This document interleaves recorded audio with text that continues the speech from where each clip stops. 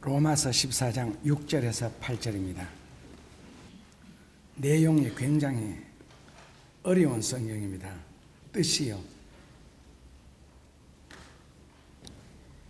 나를 중히 여기는 자도 주를 위하여 중히 여기고 먹는 자도 주를 위하여 먹으니 이는 하나님께 감사함이요, 먹지 않는 자도 주를 위하여 먹지 아니하며 하나님께 감사하느니라. 우리 중에 누구든지 자기를 위하여 사는 자가 없고 자기를 위하여 죽는 자도 없도다. 우리가 살아도 주를 위하여 살고 죽어도 주를 위하여 죽나니 그러므로 사나 죽으나 우리가 주의 것이로다. 아멘. 나 때문에 누군가가 행복할 수 있고, 나 때문에 누군가가 보람을 가질 수가 있고, 나 때문에 누군가가 기뻐한다면 인생에 살 가치가 있는 것이 아니냐, 폐를 끼치지 말라는 뜻인데요, 성경적으로 진행하면 만약에 나 때문에 하나님이 기뻐하신다면, 나로 인해서 하나님이 영광을 거두신다면, 나 때문에 교회가 더욱 교회다워진다면 하나님도 하나님의 그 능력과 하나님이 가지고 계시는 모든 것으로 내게 투자할 가치가 있지 아니하실까. 사도행전 19장 12절 이하에 보면은 하나님이 바울의 그림자만 지나가도 이 병자들의 병을 고쳐주시는 장면, 바울이 사용했던 손수건만 환자 위에 올려도 병이 낫게 해주셨다는, 그런 게 무슨 뜻이겠어요? 사도 바울의 손수건의 능력이 있어서 그렇습니까? 바울의 그림자가 권세가 있어서 그렇습니까? 그만큼 하나님은 사도 바울을 가까이에서 사도 바울과 함께 동행하시면서 결국 하나님이 바울을 사랑하시니까 사도 바울에게 있어서의 그림자도 하나님에게는 소중한 것이 되고, 바울이 사용하던 손수건 하나도 하나님은 아끼시게 되었다는 겁니다. 그러니까 바울이 땀을 닦고 사용했던 그 손수건 하나도 환자 위에 환부에 올렸을 때는 병이 나았다는 것은 하나님이 그만큼 많이 역사해 주셨고, 그리고 그만큼 많이 축복해 주셨고, 사도 바울의 소지품 하나라도 소중하게 여기지 아니하신 것이 없으셨다. 심지어는 그림자조차도, 버리면은 찾지 아니할 손수건 하나조차도, 별 관심도 없고 보잘것도 없는 그런 가치 없는 것 하나조차도 하나님이 소중하게 생각하시고, 하나님이 특별하게 생각하시고, 하나님이 귀히 여기셔서 그런 것 하나조차도, 그런 것 하나조차를 통하여서라도 하나님이 역사하신 특별한 이유가 뭐라고 생각하십니까? 그러면 당신은 그런 체험 해봤나? 더 해봤습니다. 바울은 그림자라도 지나가야 병이 나왔고 손수건이라도 얹어야 병이 나왔습니다. 성경에 없는 체험, 사도 바울의 생애 속에 나타나지 아니하는 체험들도 저는 수도 없이 했습니다. 그리고 사람들이 믿지 못할 그런 체험들도요, 했습니다. 되고요. 그렇다면 여러분들에게는 왜 그런 것이 안 나타나겠어요? 나타납니다. 될 수 있습니다. 그런데 그렇게 되기 위해서 하나님이 어째서 사도 바울에게 그 정도로 관심을 가지시고 그 정도 가까이에서 바울을 통하여 그런 역사를 하셨겠느냐? 이유 살펴보면 간단합니다. 성경적으로 너무 간단합니다. 오늘 본문 로마서 12장 6절, 그 한 절 속에 꼭 같은 단어 3번 나오는 거 있죠. 뭡니까?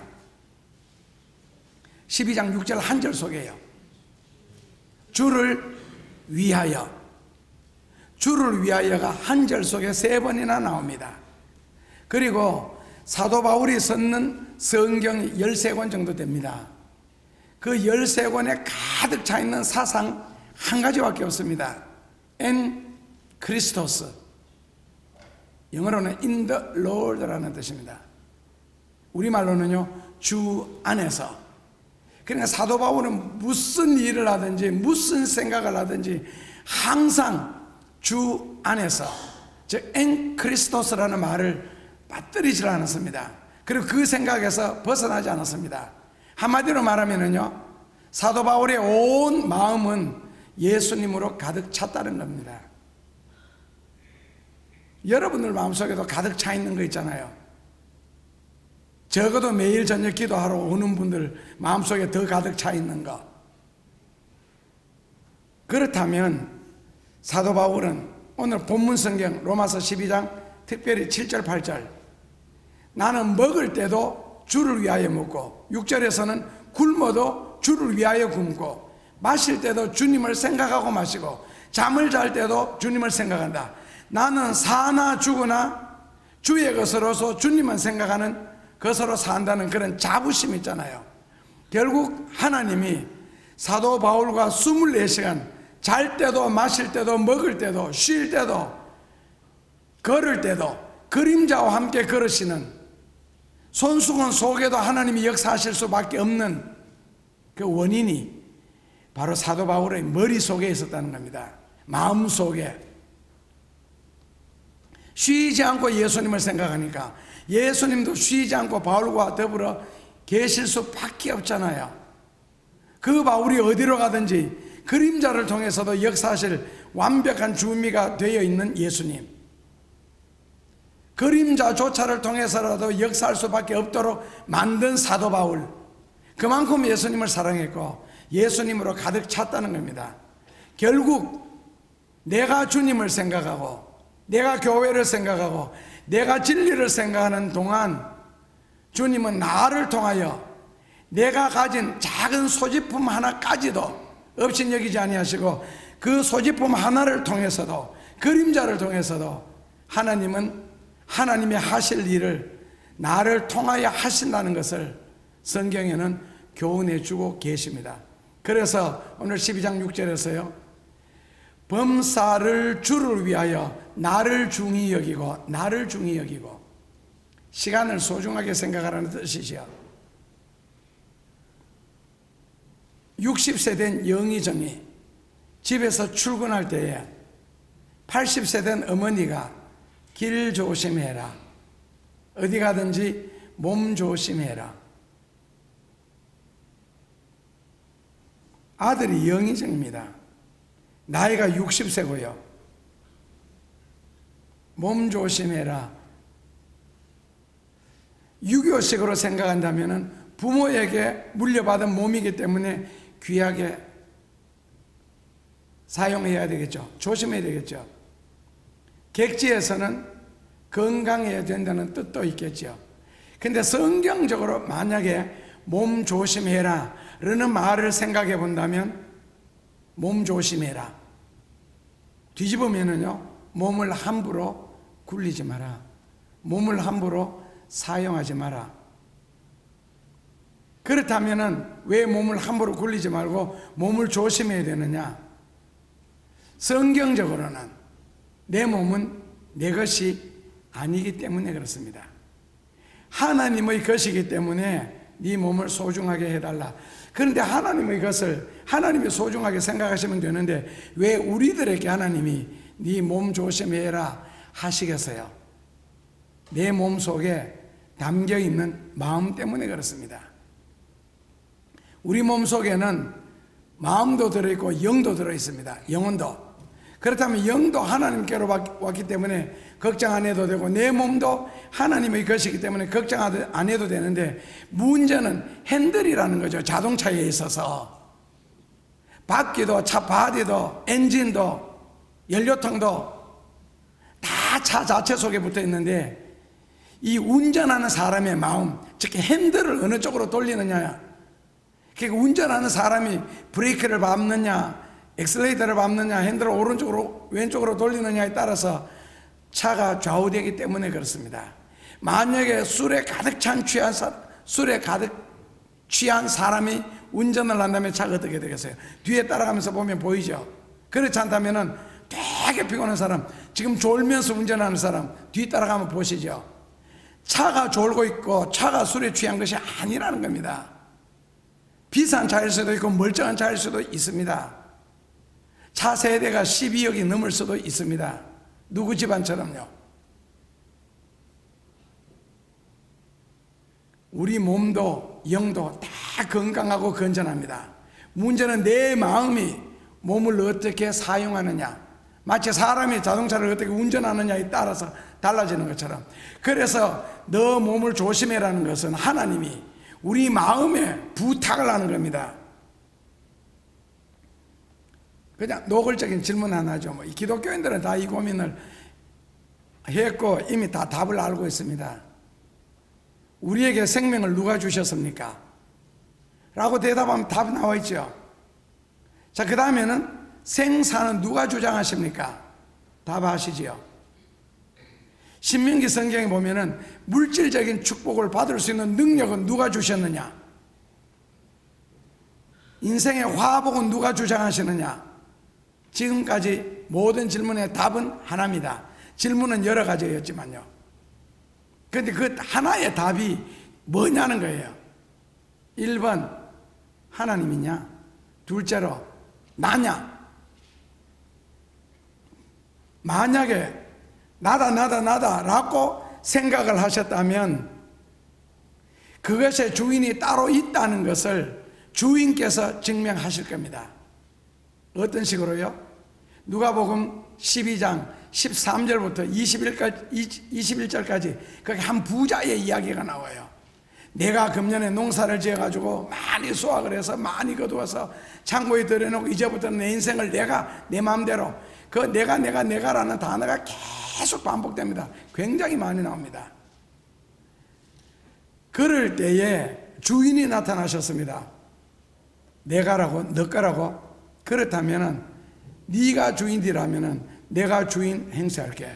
이 모든 것을 내가 오늘 밤에 취하겠다. 결국 욥 같은 경우에는 하루아침에 모든 것을 다 잃습니다. 주인이 가져갑니다. 오늘 이 주인 같은 경우에는 그 모든 것을 다스리는 너 생명을 내가 취할게. 그러면 주인이 누군지 너가 알겠느냐? 결국 내가가 아니라는 겁니다.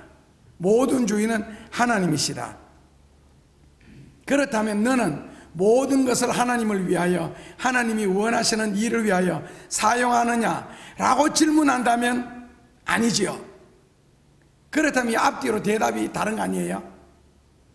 내 몸도 주님이 주셨고, 성경적으로 내 생명도 하나님이 주셨고, 하나님이 내게 능력도 주셨고, 하나님이 내게 축복도 해주셨고, 하나님께서 내 기도에 많이 응답해 주셨다. 그러므로 나의 모든 것은 하나님의 것이다. 그렇다면 너는 하나님을 위하여 사느냐? 그렇다면 너는 그 모든 것으로 하나님을 위하여 사용하느냐? 라고 했을 때 만약에 대답이 아니요 라고 나온다면 여자 같으면 도적 년이 되고 남자 같으면 도적 놈이 됩니다. 내 것이 아닌데 내가 마음대로 사용했다. 한 번은 경찰서에 갔는데 중학교 1학년짜리 아이가 잡혀왔어요. 그리고는 유치장에 들어갔다 교도소로 넘어간답니다. 야, 너 중1인데 했더니 야가 아버지 운전하는 걸 옆에서 늘 본 거예요. 그리고 질문해서 배워서 운전면허증이 없는데 길에 지나가다 보니까 승용차가 안 돼서 있는데 시동이 걸려 있더래요. 그래서 호기심에 탔습니다. 타고는 그 도시로 말하면 한 블록 그걸 한 바퀴 딱 돌고 왔어요. 도는데 5분도 안 걸렸습니다. 그런데 차가 부릉 출발하고 난데 주인이 나타나서 없어요. 신고해서 경찰이 왔어요. 그런데 차가 딱 들어오는 거예요. 절도죄로. 호기심에 잠시 타본 것이 내 것 아니면 손대시면 안 됩니다. 어떤 물건이든지요. 그렇다면 주인은 하나님이시라면서요. 그런데 거기에 대해서 내가 주인이 원하는 대로 사용하지 않다면 이거는 도적부터 절도죄부터 시작해서 직무유기죄부터 수십 가지 죄목이 붙는다면 거기에 대한 책임은 반드시 져야 할 날이 올 겁니다. 클수록 많을수록 남의 차 불과 한 바퀴 도는 5분도 안 걸렸는데도, 그래서 성경은 한마디로 말해서 너 몸을 나쁜 데 사용하지 마라. 너 몸을. 하나님이 보실 때는 네 몸은 너 몸이 아니고 내 것이기 때문에, 그래서 하나님을 위해서 살아야 된다는 겁니다. 몸을 너 마음대로 사용하지 마라. 너 것이 아니라는 거죠. 그리고 네 몸 속에 나쁜 것을 집어넣지 마라. 나쁜 음식으로 채우지 마라. 이유는 내 몸은 내 것이 아니기 때문에 그렇습니다. 주인이 있기 때문에 그렇습니다. 그래서 주인이 원치 아니하는 음식물도 너 속에 집어넣지 마라. 예를 들어서 마약이라든지 술이라든지 담배라든지, 그걸 내가 취한다는 것은 하나님의 진리를 거역하고 하나님께 도발하는 행위입니다. 그렇지 않으면 절도죄로 들어갈 겁니다. 내 몸을 내 것이라고 생각하고 내가 함부로 사용하는 것은 주의 입장에서 볼 때는 잘못된 것입니다. 남의 물건을 함부로 사용해도 법에 저촉됩니다. 현실적인 부분 무조건 교도소에 갑니다. 경찰서에 가서 조사를 받고요. 그리고 내용물에 따라서 징역 얼마가 떨어지겠죠. 요즘에는요, 남의 글자 한자를 무단 사용해도 벌금을 내야 됩니다. 다른 사람이 글자 모양을 그대로 사진 찍어가지고 우리 교회에 와서 설교하셨던 목사님 사용을 해서 현수막을 하나 걸었습니다. 경찰서에 여러 번 불려갔습니다. 조사받고 결국 벌금은 1,000만 원을 냈습니다. 교도소는 안 갔고요. 벌금 1,000만 원으로 때웠습니다. 글자 몇 자 되지도 않습니다. 현수막 글자니까요. 그걸 그대로 본받았다고. 이런 세상에 우리가 살아가고 있습니다. 하물며 하나님의 것을 네 마음대로 사용했다, 무단으로 사용했다, 이거는 신앙적으로 진리에 저촉되고 그리고 하나님의 심판대에 반드시 서게 된다는 겁니다. 다만 지금은 아니죠. 왜요?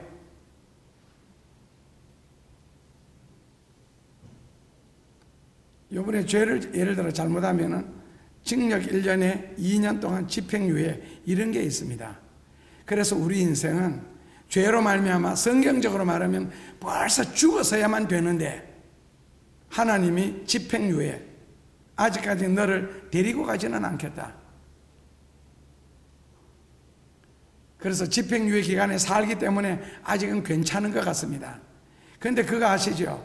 집행유예 기간 동안에 죄를 지으면은 가중처벌법이라는 거 있습니다. 똑같은 죄인데도 훨씬 더 크게, 예를 들어서 한 번 음주운전을 했을 때는 뭐 면허증을 빼앗긴다든지 아니면 벌금 얼마가 나옵니다. 그렇다고 해서 교도소에 아직 들어가진 않았습니다. 그렇다면은 너는 앞으로 1년 동안 뭐 6개월 동안 조심해 했는데 나와서 다시 음주운전을 하다가 걸리면은요, 이전에 지었던 죄와 지금 지은 죄 더하기 가중처벌. 그렇다면 하나님이 우리에게 주신 몸, 시간, 달란트, 물질, 이것을 가지고 너가 세상에 사는 동안 인생이라는 신앙의 집을 얼마나 건축을 잘했는지 내가 한번 판단해 보겠다. 건축을 다 하기도 전에, 건물을 다 짓기도 전에 여기가 잘못되었니 저기가 잘못되었니, 물론 옆에서 감독을 해주면 훨씬 더 귀하고 좋은 집을 지을 수 있죠. 그래서 진리가 필요하고 누군가가 조언이 필요하고 교훈이 필요한 거거든요. 가만히 두면은 영 잘못 짓는 경우도 있으니까요. 여러분들도 건축을 한번 해보시면은요, 집을 한번 지어 보십시오. 여러분들이 없을 때하고 주인이 옆에서 서서 있을 때하고 아무 말 하지 않아도 다릅니다. 확실히 다릅니다. 그리고 건축을 해보면 이 교회 같은 경우에 철근이 무지하게 많이 들어갔거든요. 그 철근 굵기가 1mm만 줄여도, 창문 사이즈 1cm만 줄여도 돈에는 엄청나게 차이가 납니다. 시멘트를 얼마나 더 섞느냐 덜 섞느냐에 따라서. 소경 목사님이 자기 교회를 짓는데 목사님이 소경이시니까 못 보시잖아요. 근데 시멘트를 막 섞어서 들어가는데 저 시멘트 농도 안 맞다는 거예요. 다시 꺼내. 다 무시해줘. 소경이니까. 나중에 강도 조사를 했는데 시멘트가 덜 들어갔습니다. 다시 다 아팠습니다. 소경들은요, 감이 굉장히 발달해 있습니다. 못 본다고 무시하다가는 당합니다. 못 보기 때문에 더 무섭고요. 왜냐하면 뭐 안 보이니까 한번 고집 부리면 이길 사람이 없습니다. 특히 소경의 고집은요. 그런데 그렇게 정확하게 눈 뜨고 현장에 있는 같이 많은 사람들이 보면서도 모르는 걸 소리를 듣고 하는 거예요. 헬렌 켈러 같은 경우에는 영국에 갔을 때 영국에서 그 꽃 화원에서 야생화 간폭이 있었습니다. 그 모인 식물학자들, 박사들 아무도 그 이름을 몰랐습니다. 헬렌 켈러가 내가 한번 만져보고 냄새 맡아도 되겠느냐 해보라고 꽃 이름 학명까지 정확하게 밝혀냈습니다. 그래서 우리가 이 세상에 머무는 동안 하나님이 우리에게 맡겨주신 모든 것을 가지고 너가 얼마나 귀한 집을 아름답게 지었느냐 하는 것은 심판대에서 내가 판단하겠다.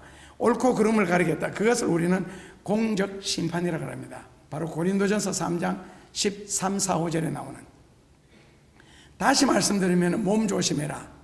성경에 금하는 것은 하지 말고 성경에서 장려하는 것은 열심히 하라는 겁니다. 그러니까 주의 것으로서 삶의 가장 귀한 모습으로 살라는 뜻이에요. 왜?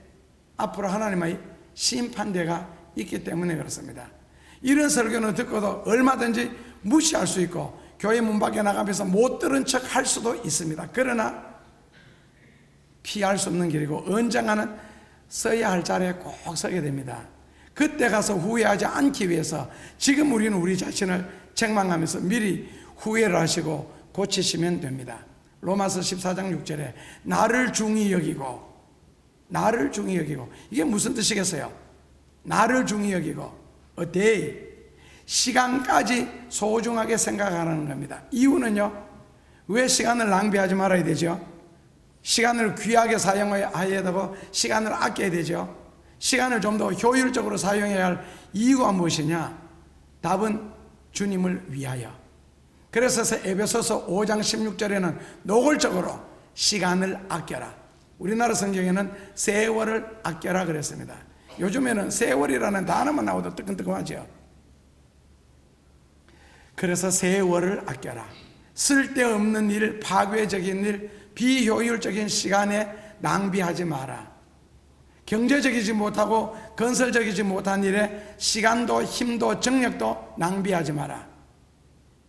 내가 한 일을 통해서 하나님이 축복해 주실 수가 있고 하나님이 은혜 베풀어 주실 수 있는 그런 일을 해라. 먼저 할 일이 있고 나중 할 일이 있고 해도 될 일이 있고 안 해도 될 일이 있는데 구별해라. 왜? 주를 위해서. 그래서 결국 인생을 능률적으로 살지 않는 것은 주님을 귀히 여기지 않는다는 뜻입니다. 배워야 할 시절에 열심히 배우지 않고 공부해야 할 때를 놓친다면 나중에 후회를 크게 하게 됩니다. 어떤 면에서는 평생을 후회하며 살 수도 있습니다. 무조건 열심히 살아라는 아닙니다. 주님을 위해서 목적을 두고 열심히 살라는 겁니다. 그래서 몸이 내 생각이 담겨져 있기 때문에 내 몸이라고 마음대로 사용하면 다칩니다. 내 차라고 내가 마음대로 법규를 무시하고 운전하다가는 결국 잘못하면 내가 죽습니다. 남산 3호 터널 안에 그 죽을 자리가 어디 있습니까? 그러나 레바논 대사도 거기서 죽었습니다. 다이아나가 죽었던 프랑스의 그 무슨 그 지나가는 약간 지하차도, 김포 공항 앞에 있는 지하차도 식으로 거리요 굉장히 짧습니다. 가보시면은요 몇 메다 안 됩니다. 거기서 왜 죽어? 그리고 거기는 길이 2차선입니다. 좁고 그 다음에는 길이 휘어졌기 때문에 달릴 수 있는 길 자체가 아닙니다. 못 달립니다. 거기는. 그런데 거기서 그 좋은 차를 타고 그 안에서 죽습니다. 죽었습니다. 대사도 죽고 다이네비도 죽었습니다. 짧은 터널 안에서. 그렇다고 터널 안이 험하지도 않습니다. 굉장히 평평한 길입니다. 그런데 왜 죽어요? 죽습니다. 운전 잘못하면 죽습니다. 결국 내 몸이라고 내 마음이 나를 운전 잘못해서 잘못 살면 망합니다. 진짜 주인과 상당하게 거리가 멀어지게 되고 진짜 주인은 내 이놈하고 있을지도 모릅니다. 두고 보자. 끝까지 그런 식으로 산다면 이런 식으로요. 그래서 우리는 회개가 필요합니다. 한 번씩 인생의 점검도 필요하고요. 프로기사, 바둑기사들은요, 바둑 한 판 돌면서 중간계가를 몇 번 하는지 아십니까? 어느 정도 진행되면 그때부터는 반드시 중간계가합니다. 이 상태로 나가서 내가 이기겠는지 지겠는지. 진다면은 여기서 정신 차려야 된다. 그러니까 아마추어 바둑사 드는 사람들은요, 중간계가가 잘 안 됩니다. 그러니까 형세 분석이라고 클릭을 하면은 지금 내가 몇 집으로 이기고 있다, 지고 있다, 어느 부분이 내가 지금 살고 있고 어느 부분이 죽어가고 있다. 이게 다 나옵니다. 중간계가 안 하면은 판판이 집니다. 급수 차이 나가 탁월하면 몰라도요. 그래서 인생도 한 번씩 중간계가를 하셔야 됩니다. 이대로 계속 살아도 되는지, 아니면 여기서 어느 정도 방향을 돌이켜야 되는지, 아니면 내가 정신을 차려야 되는지. 중간계가입니다. 그래서 고린도전서 6장 19절에서는 너 몸은 내가 십자가의 피값으로 주고 샀느니라. 원래는 성경적으로 하면, 교리적으로는 우리 몸이 마귀가 주인이잖아요. 그 아담과 이브가 선악과를 따먹은 이후에. 그리고 요한복음 8장 39절에서 44절까지 보면 우리는 마귀의 자식으로 이 세상에 태어났기 때문에 태어나자마자 죽어도 다 지옥 갑니다. 마귀의 자식이니까요. 그러나 내가 너를 피로 값을 주고 쌌나니 너는 내 것이다.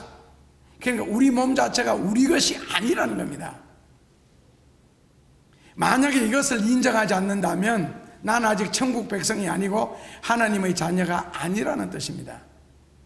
내가 하나님의 자녀고 천국의 백성이라면 휴식도 주님을 위하여 휴식해야 되고, 운동도 주님을 위하여 운동을 해야 되고, 일을 하여도 살아도 주를 위하여, 죽어도 주를 위하여라는 분명한 진리의 공식 안에서 내가 움직여져야 됩니다. 그래서 고린도전서 6장 19절 20절에는 내 몸은 피값으로 하나님께 팔렸다. 그러므로 너는 내 것이다. 그러니까 내가 너의 주인이라는 겁니다. 그러니까 죄와 율법의 주인이 마귀의 노예로 살면서 지옥에 들어갈 우리를 예수님이 대신 적어 주심으로 그 피값으로 나를 샀기 때문에 나는 하나님의 자녀가 되었고, 죽으면은 천국에 들어가게 되고, 이 땅 위에 사는 동안 하나님의 자녀로서 살아야 된다는 뜻입니다. 이것은 부인하지 못합니다. 내가 부인한다고 부인되어지는 것이 아니라는 뜻이죠. 죽게 되면은 나의 의지와 전혀 상관없이 천국과 지옥 하나님이 결정하십니다. 그리고 상급도 하나님이 결정하실 일입니다. 내가 부인한다고 부인되어질 일이 아니라는 거죠. 그래서 그 절대자는 나와 상관없이 그렇게 하시겠답니다. 하나님께서. 그래서 예수님은 내 몸이 예수님께 팔린 바가 되었기 때문에 예수님이 우리에게 부탁하시는 말씀은 고린도전서 6장 20절 마지막 절에 보면은 너 몸으로 하나님께 영광을 돌려라. 내가 너를 피값으로 샀기 때문에 네 몸으로 이제는 하나님께 영광을 돌리는 것에 삶의 목적을 두라는 겁니다. 일을 할지라도 말 한마디를 할지라도 하나님께 영광이 되는가.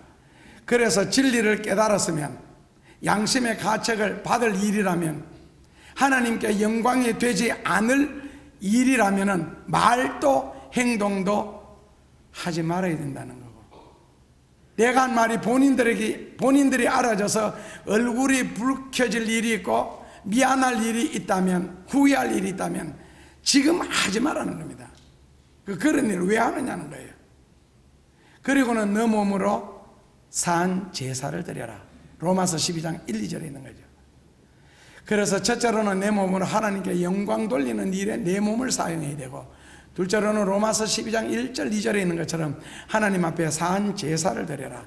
사한 제사, 즉 제사에는 반드시 제물이 따르게 되어 있습니다. 그렇다면 사한 제사에는 사한 제물이 따릅니다. 그렇다면 사한 제사가 뭐냐? 교회 안에서는 신령과 진정, 즉 성령과 진리로 예배를 드리는 거고, 그 다음에 삶의 현장에 나가서 우리 몸과 말로 예배를 드리는 것을 사한 제사라고 합니다. 성경에서는요, 사한 제사. 그러니까 삶의 현장에 나가서 전도하거나 섬기거나 봉사하거나 아니면 선한 행동이나 하여튼 그 모든 것들요, 그런 것들이 이제 사한 제물이 됩니다. 그래서 입에서 나오는 말 한마디도 하나님께 바쳐지는 사한 제물입니다. 그렇다면 어떤 식으로 행동해야 되겠느냐? 무슨 일에 인생을 투자해야 되겠느냐? 그래서 직업도 참 잘 선택해야 안 되겠나? 물론 지금 세상에 직업의 종류가 한 20만 가지 되거든요. 그런데 왜 그런 생각을 하느냐 하면은, 바둑 두는 사람들 있잖아요. 이제 바둑, 뭐 일본 같으면은 1년 바둑짜리가 있습니다. 한 사람이 1년. 그러니까 바둑 한 판 두는데 2년 걸립니다. 바둑 돌 하나 놓는데 오래 걸릴 경우에는 한 달 동안 걸리고 생각을 하고 하나 놓는답니다. 아마추어들 바둑 한 4급, 한 6급, 7급 정도 되면 바둑 한 판 두는데 딱 10분에서 오래 걸리면은 그래서 한 12, 3분. 그러니까 바둑 한 판 뜰 때 보통 10분 바둑 뜨거든요. 선웅 구단 같은 경우도 10분 바둑 뜹니다. 10분 이내 바둑 다 끝냅니다. 그런데 1년 바둑짜리가 있습니다. 그렇다면 바둑 한 점을 넣기 위해서 한 달 동안 생각하고 일주일 동안 생각해서 한 점 나왔을 때, 그걸 만약에 경제적인 원칙으로 생각한다면, 그래서 뭐 남았는데, 그 무슨 보람 있는 일이 있는데, 만약에 1년 바둑짜리 뜬다면은 한 판에, 대국 한 판에 글쎄 월급도 1년치 받아야 되는 거 아니에요? 요즘에는 뭐 바둑 한 판에 1억짜리, 3억짜리, 4억짜리도 8억 6천만 원짜리도 있습니다. 바둑 한 판에. 그렇다면 그렇게 해서 돈을 벌어서 보람된 일에 사용한다면 그거는 가치가 있지만, 만약에 그런 식으로 번 돈을 가지고 울타리 안에서만 사용한다면 바둑 둔 것 자체가 다른 사람에게 유익을 주거나 복을 주거나 은혜를 베풀거나 한 것은 없잖아요. 그렇다면 직업도 내가 하는 일 자체를, 만약에 예를 들어서 뭐 새벽 3시, 4시 되면 벌써 나와서 환경 미화부 있잖아요. 막 거리 청소하잖아요. 그리고 거리 청소하는데 대한 대가 월급도 받고, 그분들 월급 셉니다. 그 다음에는 거리를 깨끗하게 청소해 놓으므로 남에게 유익도 주고, 이런 식으로 있잖아요. 의사 같으면은 남의 병도 고쳐주고 건강하게 해주고, 아프면은 진짜 아프잖아요. 근데 병도 고쳐주고 돈도 벌고, 예를 들어서 선생님한테 학교에서 학생도 깨우쳐주고 그리고 돈도 벌고, 직업 선택을 해도 죽으라고 일하고 밤늦도록까지 일하고 새벽녘까지 일했는데도 글쎄, 그래서 직업을 잘 선택해야 될 것 같고, 뭐 예를 들어 건축을 한다, 뭐 미장을 한다, 못질을 한다, 그런 사람들은 손이 하나하나 갈 때마다 작품이 나오잖아요. 그래서 직업을 잘 선택하기 위해서는 학생 시절에 열심히 공부했으면 좋겠습니다. 왜냐하면 책 속에 길이 있으니까요. 그리고 하나님은 우리가 산 재물을 받으셔서 그 산 재물을 가지고 이제 그 다음에 하나님이 역사하시거든요. 예를 들어서 내가 도적질한다, 남을 모함했다, 거짓말을 했다, 그런 재물을 받으셔서, 그런 행동을 받으셔서 그 다음에 하나님이 역사하실 수 있는 일이 뭐예요? 있어요, 없어요? 있습니다. 교도소 보내는 일요. 그러니까 결국 내가 하나님 앞에 올려보낸 활동한 내용, 손발로 움직여진 내용, 내 입술에서 나온 것을 가지고 하나님이 역사하잖아요. 그래서 심지어는 10편 81편 10절에 보면은 너 입을 넓게 크게 열라. 그리고 로마서 10장 10절에는 네 입에서 나오는 대로 하나님이 역사하신다. 그렇다면 말 한마디도, 그래서 민수기 11장에 보면 이스라엘 백성들이 말을 잘못하다 광야에서 다 죽잖아요. 안 나와야 할 단어들 입에서 너무 많이 나오잖아요. 컴플레인, 원망. 그러니까 그 원망을 가지고, 원망하면 내용도 뭐예요? 차라리 죽었으면 좋겠다. 그러니까 광야에서 하나님은 그들의 말대로 다 죽여주시니 차라리 잘 살았으면 좋겠다, 건강하게 살았으면 좋겠다, 이렇게 하면 하나님이 그런 내용을 가지고 역사를 하실 텐데, 그래서 나는 하나님 앞에 어떤 면에서 산제물이 되어야 되고 산제사입니다. 이것을 레위기 성경에는 뭐라고 했느냐 하면은 번제물이라고 합니다. 여러분들 그런 생각해 보신 적 있으세요? 여러분들 자신이 하나님 앞에 올려진, 번제단에 올려진 번제물로서 내가 하나님 앞에 번제물이라는 걸 생각해 보셨어요? 제물이나 번제물을 드릴 때는 반드시 번제물 이전에 요제를 먼저 드립니다. 왜냐하면 깨끗한 양, 깨끗한 비둘기, 깨끗한 송아지, 그 깨끗한 걸 잡는데, 그 양을 잡는 동안 만약에 양이 발버둥을 쳤다든지 바람을 분다든지 하면 그 제물에다가 티끌이 앉겠죠. 먼지가 앉겠죠. 그렇다면 번제물로서 번제단에 올리기 전에 그걸 가지고 막 흔듭니다. 흔들요자, 제물요자, 제물제자. 그래서 다리를 들고 머리를 들고 막 흔들므로써 거기에 붙어있는 티끌 같은 걸 다 떨어뜨리고 깨끗한 상태에서 번제단 위에 올려놓으면 하나님이 불을 붙여서 그 다음에는 가지고 가십니다. 그리고 거기서 나는 그 고기 익는 향기로운 냄새를 다시 분향제라 그러죠.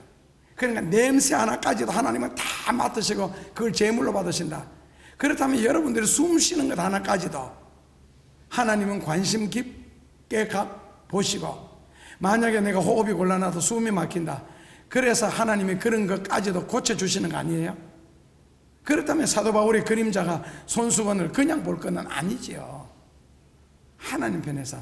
그래서 나는 나 자신이 하나님 앞에 드려진 번제단의 번제물로서 하나님이 아직까지 내 몸에 칼을 안 댔고 불을 붙이지 않았을 뿐이지, 이삭처럼 우리는 집행유예자로서 제단에 올려진 존재가 아니냐. 그렇다면 하나님 앞으로 과연 내게 어떤 모양으로 역사하실지 그것까지 한번 생각해 보셨어요? 한번 고민해 보시고 기대해 보셨으면 좋겠습니다. 굉장히 소중한 역사가 있을 겁니다. 내 몸이 예수님께 팔린 바 되었으니 예수님께서는 내 몸으로 뭐라고요? 하나님께 영광을 돌려라. 고린도전서 6장 20절에서는, 로마서 12장 1, 2절에서는요 산 제사를 드려라. 빌립보서 1장 20절에서는요 주님을 높여라. 그래서 사도 바울은 나는 살든지 죽든지 그리스도께서 내 몸에서 존귀케 되기를 원하노라. 빌립보서 1장 20절입니다. 내가 살든지 죽든지 그리스도께서 내 몸에 존귀하게 되기를 원하노라. 산제물로 드려라. 하나님께 영광을 돌려라. 그리스도를 존귀케 만들어라. 영국의 탐험가 월터 레이경이 누명을 쓰고 사형을 당하게 됐습니다. 그래서 단두대에 누워 있는데 집행관이 도끼가 지금 하늘에서 떨어지는데 너 머리를 바르게 놓았느냐 라고 질문을 했습니다. 그럴 때 월터 레이경이 대답을 했습니다. 친구야, 내 마음이 바르게 놓이면 되지. 지금 도끼가 하늘에서 떨어지는데 고개가 약간 삐딱하다고 해서 그게 어떠냐라고. 고개가 약간 삐딱하면 안 죽고 바르게 놓이면 죽느냐고. 내 마음이 바르면 되지. 내 마음이 바르다면 어떤 사람이 내가 어떠한 무슨 욕을 할지라도 하나님 앞에 떳떳하지 않습니까? 모든 것을 바르게 생각하고 모든 것을 바르게 이해하고 모든 것을 바르게 행동한다면 뭐가 겁이 납니까? 무엇이 무섭고? 잘못하고 난 뒤에는 성경에 있는 것처럼 꾸중을 듣는다면 거기서 무슨 상급이 따르려. 예를 들어서 어제 일 참 많이 했습니다. 우리 교회 앞에, 카페 앞에 거기 칠도 다 있는데, 거기 그 칠이 무슨 칠인지 3002번인데요. 번호가. 그거 나무 위에 칠함으로써 물이 스며들지 못하고 보호하고 뭐 그런 역할, 코팅 역할을 하는 거거든요. 그렇다면, 그것도 뭐 보라색인가 갈색인가 잘 모르겠는데 그 색깔이 있는 거예요, 약간. 그러면 그런 것을 할 때는 전문가가 하든지 아니면 조심스럽게 하든지 아니면 흘려도 나무 위에 흘려놓으면 어차피 칠할 거니까 그렇게 해야 되는데 그 깨끗한 돌 위에서 해서 흘려서 부어서 그리고는 그게 다시 계단 타고 내려가서 그 다음에 그것을 다시 발로 밟고 지나가서 일 끝나고 이제 집에 다 갔어요. 보니까 그 하얀 돌 우리 계단요, 거기 얼룩져 있는 거예요. 그래서 백대진 집사님이 그 물을, 그 신나를 부어가면서 맨손으로 일일이 다 닦았어요. 이게 이미 돌에 굳어 붙어가지고 닦는데 얼마나 힘드는지. 아마추어의 일한 흔적. 뒤가 좀 더 깨끗하면 안 됩니까? 예를 들자면, 그래서 우리를 통해서 하나님이 하실 일을, 그러니까 바르게 생각하고 바르게 행동한다면 뭐가 겁이 나느냐는 겁니다. 그리고 우리 몸이 주의 것이기 때문에 아까도 말씀드렸지만은 몸에 아무거나 집어넣으면 안 됩니다. 음식을 통해서 여러분들의 몸을 돌보실 수가 있어야 됩니다. 몸에 이롭지 못한 음식은 성경에 먹지 마라 그랬습니다.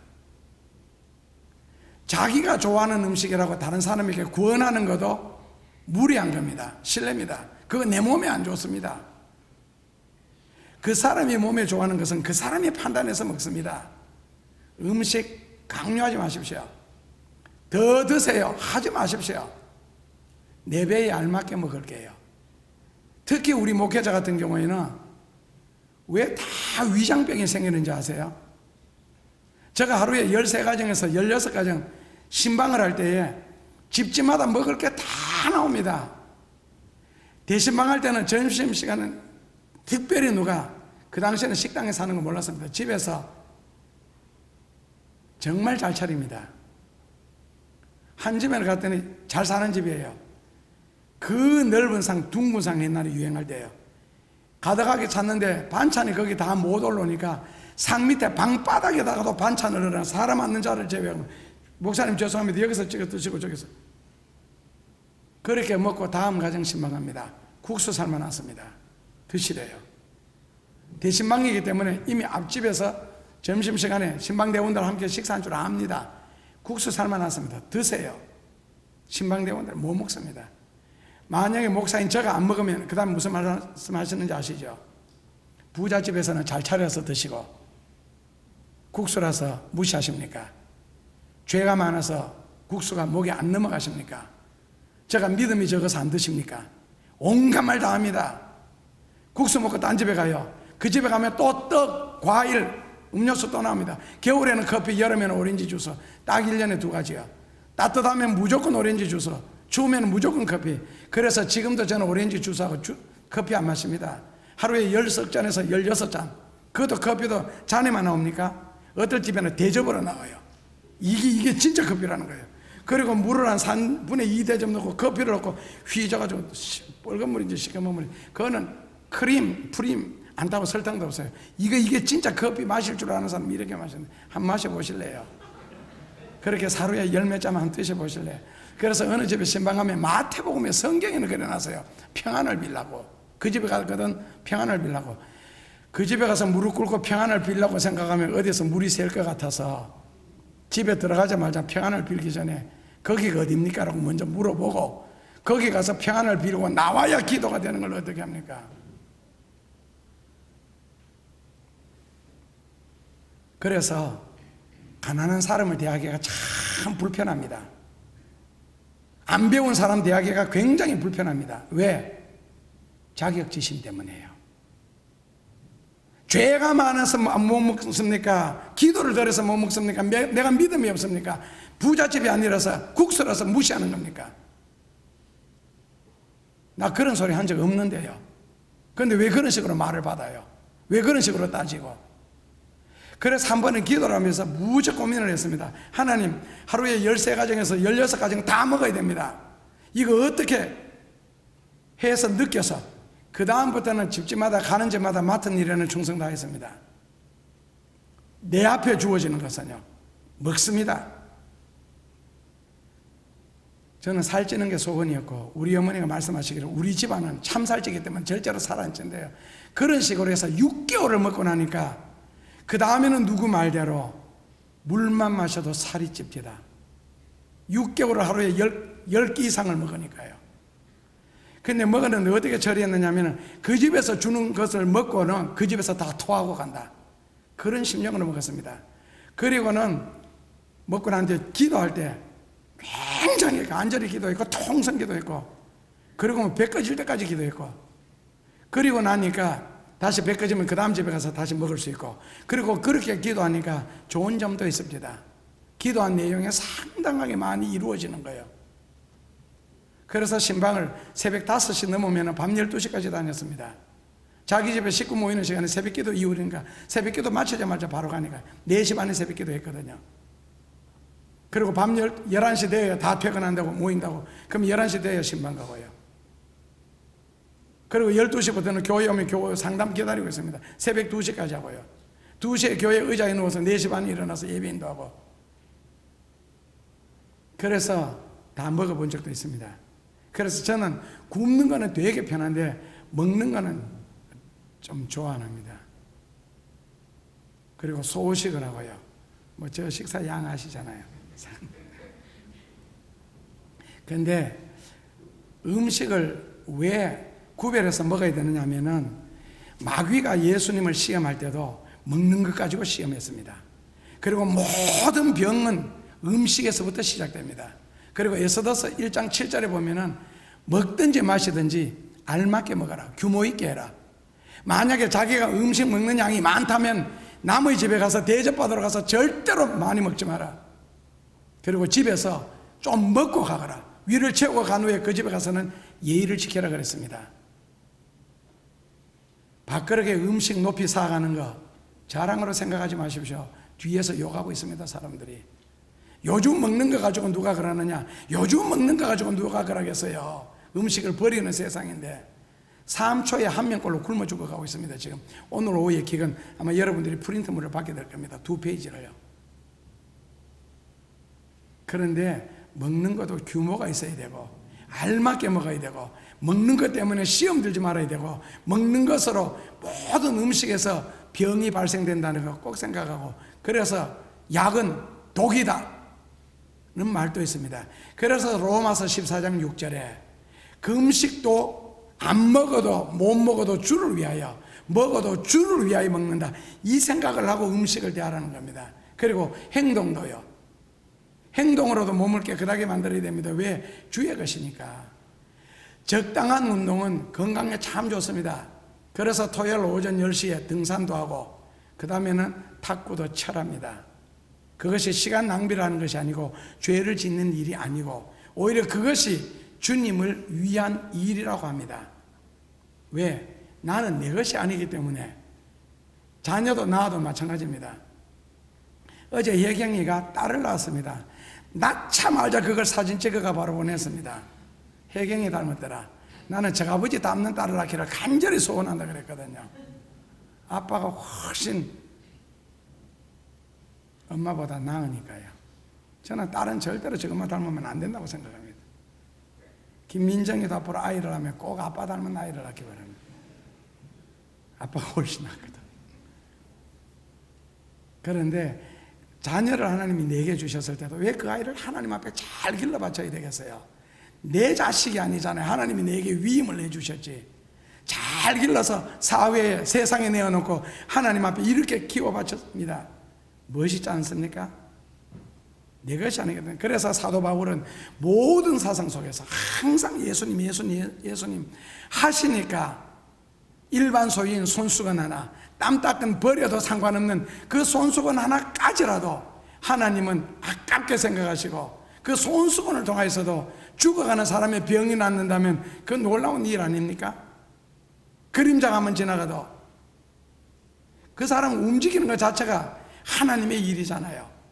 그러니까 하나님이 그런 자를 통하여 역사 아니하시고 누구를 통하여 역사하시겠어요? 만약에 우리 마음속에 예수님으로 가득 차 있다면 예수님은 여러분들을 통해서 놀랍고 신기한 일을 할 겁니다. 만약에 그런 성도가 하나님 앞에 기도한다면 그 기도를 귀히 여겨주지 아니하시겠어요? 사업을 한다면 그 사업을 하나님이 소중하게 여기지 아니하시고 안 지켜주시고 그런 가족을 안 도와주시고 안 보호해 주시겠어요? 그리고 축복하시지 아니하시겠어요? 만약에 염려와 걱정이 있다면 어떻게 하면 내가 더 주님을 기쁘시게 할까? 내 몸으로 산제사를 드리고 내 몸으로 하나님께 영광을 돌릴까? 운동을 통해서, 음식을 통해서, 생각을 통해서 더 깨끗한 모습으로 하나님 앞에 돌려질까? 이사야서에 나오는 말씀처럼 성궤를 지는 자는, 하나님의 일을 하는 자는 스스로 몸을 깨끗하게 할지니라. 그래서 우리가 고민을 한다면 얼마나 더 깨끗한 모습으로, 얼마나 주님께 더 영광을, 산제물을 위해서, 하나님을 존귀케 하기 위해서 고민하는 그런 고상한 고민을 통해서 하나님께서 우리를 통하여 그림자 하나까지라도 무시하지 아니하시고 역사하실 수 있도록. 그래서 요한복음 15장 5절에 너희들은 나를 떠나서는 아무것도 할 수 없음이니라. 내 몸은 내 것이 아니고, 내 몸이 내 것이라면은 내 눈도 내 것이 아니고 내 치아도 내 것이 아니고 내 손도 내 발도 내 것이 아닙니다. 내 발이 내 것이라면 다리가 잘릴 때까지 뭐 하셨고, 내 눈이 내 것이라면 그 불편한 안경을 쓸 때까지 뭐 하셨어요? 그래서 함부로 사용하시면 안 됩니다. 아무리 임신했을 때 먹고 싶어도 생살을 씹어 먹으면 안 됩니다. 그런 아줌마 봤거든요. 결국 아이 하나 놓고 그 다음 포기했습니다. 임신했을 때 하도 생살을 먹고 싶어서 밤낮으로 생살을 바삭바삭 깨물어 먹었답니다. 결국에는요, 아이가 한 서너 살 되니까 이가 아래 위로 싹 다 빠졌습니다. 그래서 틀리였습니다. 저희 교회 집사였거든요.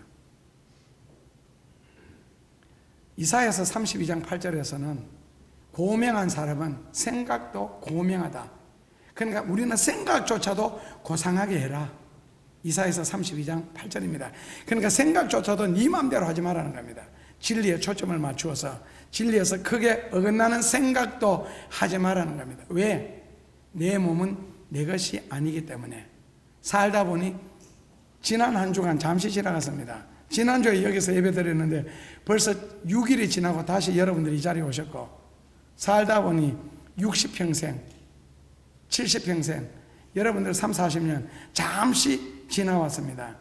남은 생애의 시간들도 여러분들의 몸을 귀하게 사용하셔서, 즉 예수님으로 꽉 채우셔서 예수님이 하나님과 사람 앞에서 여러분들을 귀히 쓸 수밖에 없는, 여러분들이 가지고 있는 손수건 하나조차도 하나님이 귀하게 사용할 수밖에 없도록 꼭 여러분들이 남은 생에 그렇게 살기를 주님 이름으로 축원합니다. 예수님 감사합니다. 우리의 그림자 하나조차도, 손수건 하나조차도 가볍게 여기지 아니하시고 그것을 통하여 생명을 살리시고 영광을 거두시는 예수님, 하나님을 사랑하는 백성들에게는 그 어떤 것 하나도 무시하지 아니하시고 기도를 들어주시고 삶은 이루어 가시며 모든 것에 축복해 주심을, 모든 것이 하나님이 함께 하심을, 그림자 하나조차 속에까지라도, 손수건 하나조차라도 주께서 거기 계시고 역사하심을 믿습니다. 그런 복받는 자리, 은혜로운 자리 저희들이 있게 하여 주옵소서. 바울처럼 엔 크리스토스, 우리 가슴 속에 온통 예수님으로 가득하게 하여 주옵소서. 예수님 이름으로 기도하옵나이다. 하나님이 사랑하는 자는 손수건 하나까지라도 귀히 여겨주시는 주여, 그 하나님을 사랑하는 자리에 살아있는 저희들 되게 하여 주시고 하나님이 귀히 여길 수밖에 없도록 그렇게 살게 하여 주옵소서. 이 시간 몸과 마음을 성령과 진리로 예배와 하나가 되는 저희 모두에게 그와 같은 놀라운 은총과 주의 축복을 받을 수 있는 자리 저희들이 꼭 있게 하여 주옵소서. 그래 이 땅 위에 사는 동안 인생을 가장 효율적으로 살게 하시고 가장 귀하게 살게 하시고 가장 복되게 살게 하여 주시고 가장 보람과 의미가 있는 인생으로 수놓아 갈 수 있도록 영육간에 축복하여 주옵소서. 이제는 십자가의 보혈의 피로 우리를 값을 주고 사신 예수 그리스도의 은혜와 하나님의 것으로 삼으사 세상에서 하나님 앞에서 존귀한 자로 삼아주시려고 불러주신 하나님 아버지의 그 사랑과 성령의 놀라운 역사를 통하여 오늘 믿음으로 살렸고 기도하며 살렸고 말씀을 따라 순종하려고 애쓰는 사랑하는 모든 성도들의 삶의 현장 속에 놀라운 은총의 역사, 무한한 축복의 역사, 형통케 하는 역사가 성령의 능력으로 말미암아 주의 이름으로 꼭 나타날 수 있도록 축복하여 주시옵기를 간절히 축원하옵나이다. 아멘.